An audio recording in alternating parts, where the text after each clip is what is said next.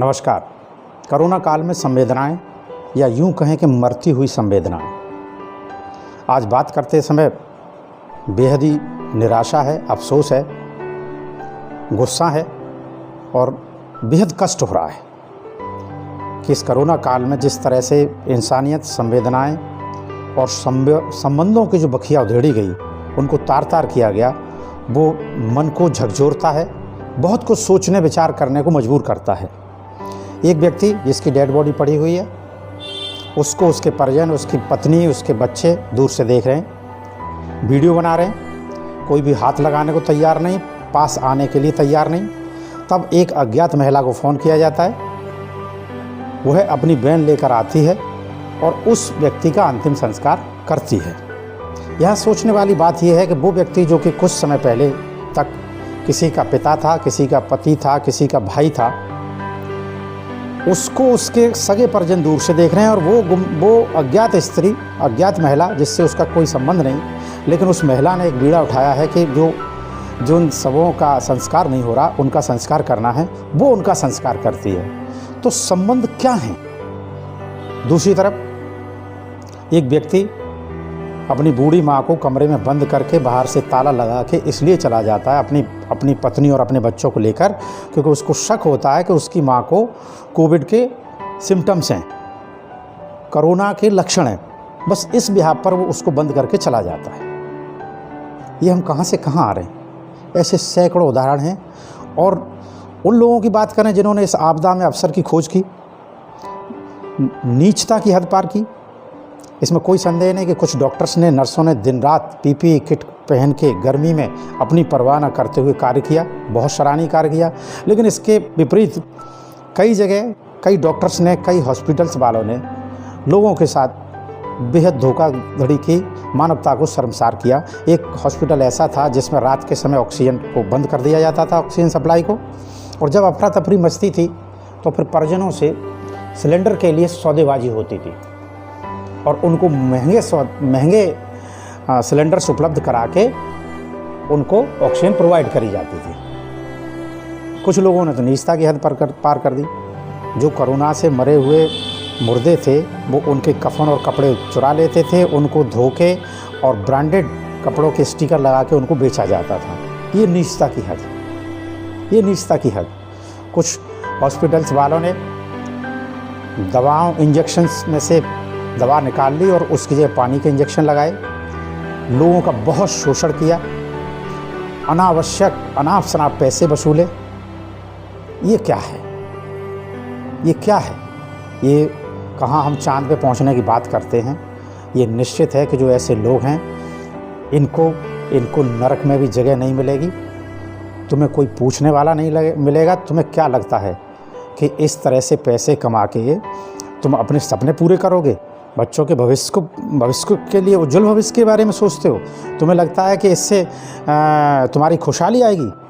तुम तो अपने लिए दुख, दरिद्र और पीड़ा को आमंत्रित कर रहे हो।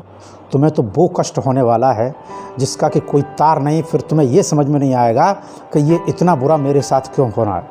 लेकिन ये होना निश्चित है, क्योंकि प्रकृति अपना संतुलन बनाती है। प्रकृति संतुलन बनाएगी और तुम्हें तो नर्क में भी जगह नहीं मिलेगी। और तुम क्या हो? उन लोगों को देखो जो किसी ज़माने में शहंशाह थे, राजा रजवाड़े थे, बहुत पैसे वाले थे, ताकतवर लोग थे, उद्योगपति थे। कभी शमशान में और कब्रिस्तान में देखना मिट्टी हुए पड़े हैं और कफन में जेब नहीं होती। ये निश्चित है कि जो आएगा वो जाएगा, लेकिन अपने साथ कोई भी कुछ नहीं ले जा पाता है। और तुम इस तरह से अपने आप को सोच रहे हो, कुछ नहीं होने वाला, तुम्हारे साथ तो बुरा ही होगा, निश्चित होगा।